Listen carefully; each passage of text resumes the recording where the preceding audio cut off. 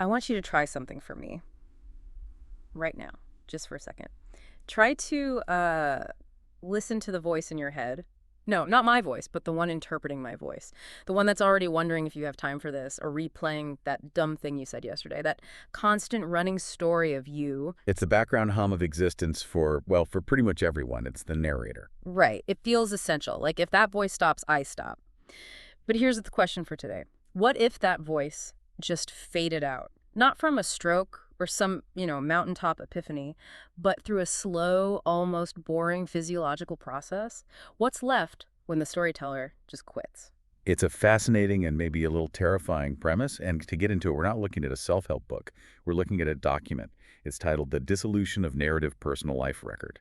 Which I have to say, it reads more like a lab report than a diary. It's incredibly dry. It really is. It's clinical.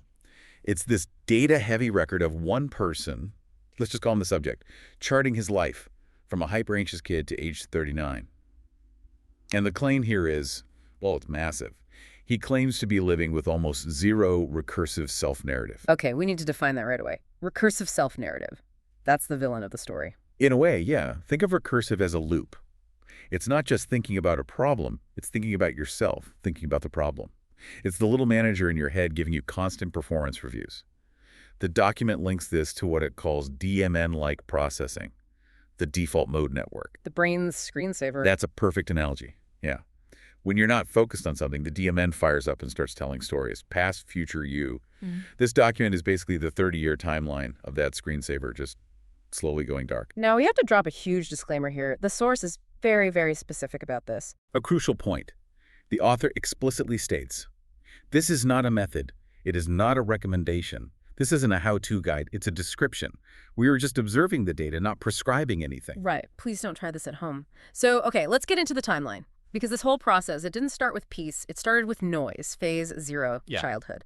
And the baseline temperament here just sounds, honestly, it sounds exhausting. Exhausting is exactly the right word. The subject describes this high sensitivity to mismatch. If the world didn't line up with his internal model, it created like physical distress. There's a note here I found so telling. He couldn't accept anyone's perspective without internal verification. It's like every piece of information had to be run through this filter of, is this true for me, before it could even land. Right, and that creates so much friction. The doc notes strong recursive monitoring, so constant self-watching, but also incomplete identification, which is just a fancy way of saying he was anxious, but he was also watching himself be anxious, and a part of him was thinking, this is absurd, why am I doing this? Ugh, that's the worst kind of anxiety, the meta-anxiety. You're suffering, and you're judging yourself for suffering at the same time. You're trapped in the loop. And that friction, it burns energy. So by the time he hits his mid-20s, this is phase 1, the mental strain starts to just collapse the body. We're talking chronic inflammation, heavy sugar intake, a total physiological breakdown. And his response is really interesting. He didn't try to, let go. He went into what the document calls additive fixing. Which is so common, right? Yeah. Especially in the biohacking world. I feel bad, so I need to add something. Okay. More supplements, more routines. He was trying to engineer his way out of the noise, that whole mindset of, if I just find the right supplement stack, my soul will finally shut up. Exactly. But during this whole phase, the data shows the body was actually screaming louder than the mind. It was a war on two fronts. So you have these two lines, right? Yeah. The mental line is spiraling with anxiety, and the physical line is just crashing. They're totally out of sync. Right. And then, 2014, phase 2. The catalyst for the big shift is, well, it's not what you'd expect. It wasn't meditation. It wasn't therapy. It was a commute. A very, very long commute. The document calls this phase 2 intermittent narrative suspension.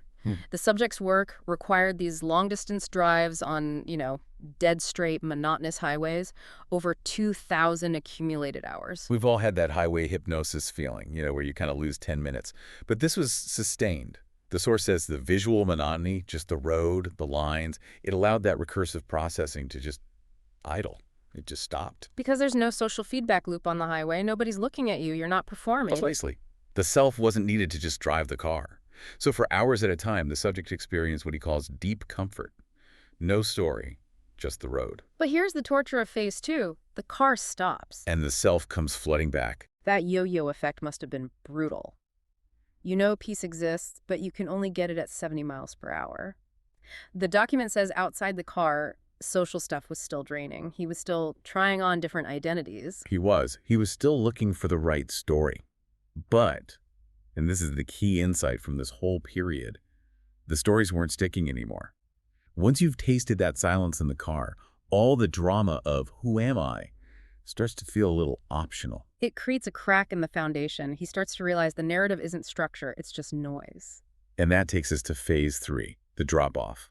Around 2020, the whole strategy flips. We go from additive fixing to subtraction. Radical subtraction. We're talking intense cold showers, 1 meal a day, posture work. But it feels different this time. It's not about optimizing anymore. No, he wasn't doing a cold shower to, build resilience or be some kind of warrior.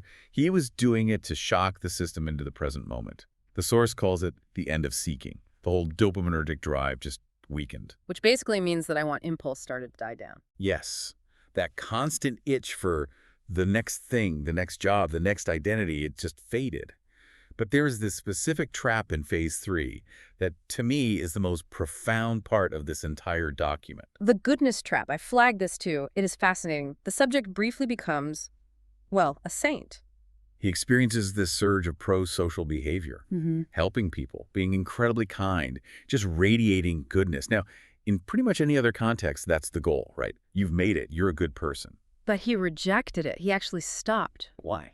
Because he recognized it as artificial. Yeah. He saw it as just another performance. He realized, oh, this isn't me either. This is just the good person identity. Right. He dropped it. That is so hard to wrap your head around. We're taught that good is the opposite of bad. But this suggests that good is just another story. The real opposite of bad isn't good, it's neutral. It's about efficiency. He realized that maintaining the good person identity took a massive amount of cognitive energy.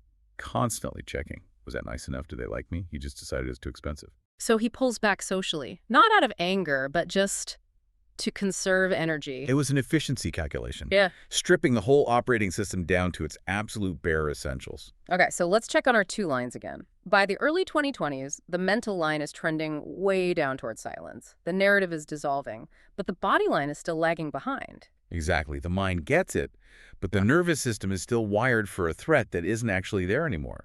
The body remembers the anxiety even after the brain has stopped telling the story. Which explains phase 4 and 5, from 2023 to 2026. This is integration. The body finally gets the memo. And suddenly things that were impossible become easy. He starts formal meditation. Before, he couldn't sit still. The body was too reactive. Now, he clocks over 1,000 hours of just sitting. And the drives. Sexual drive, emotional amplitude, it all dials way down. Amplitude is the perfect word. The emotions aren't gone, but the volume knob is turned from a 10 down to like a 2. But it wasn't a smooth landing. We have to talk about the scary moment in mid-2024, because this is where I would have panicked. Oh, this is the crisis point.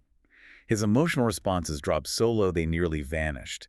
And for the first time in years, a flash of fear comes back. He actually worried he lost his human quality. It's a valid fear. If you strip away the story and the anxiety and the desire, are you still human? Or are you just some biological computer? He had to sit with that. Yeah. He had to face the possibility that he'd gone too far, that he'd broken himself. Eventually, the emotional tone returned, but very lightly. It stabilized. But that moment proves this isn't just about blissing out. It's a radical restructuring. Which brings us to today, phase 6, age 39, the destination. The structural summary. So what does a narrative-free life actually look like on a Tuesday? He calls it ordinary. Which is such a disappointing word for people who want magic. But it's accurate. He reports the clearest mental state of lifetime. No narrative boredom. That's a huge one. Boredom is just the story of I should be doing something else. If there's no story, there's no boredom. You're just here. Exactly. And look at the emotional mechanics, because this is where the two lines finally meet. The source says anger can still happen if someone crosses a physical line, like punches him, the anger spikes. But, and this is the whole difference, there is zero rumination. So it's punch. Anger. Action. Silence. It's gone.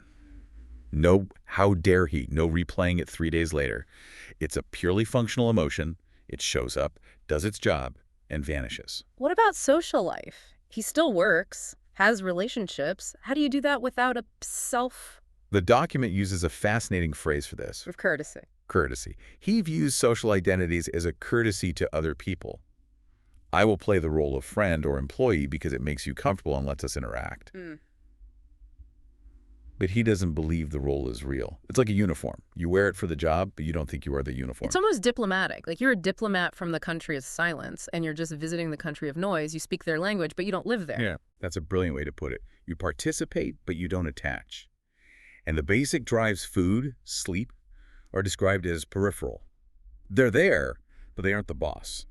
So we have the convergence. The mind has stopped telling stories, and the body has finally stopped fighting the silence. And the result is this state of ordinary, high coherence, low drama. It challenges everything we think about motivation.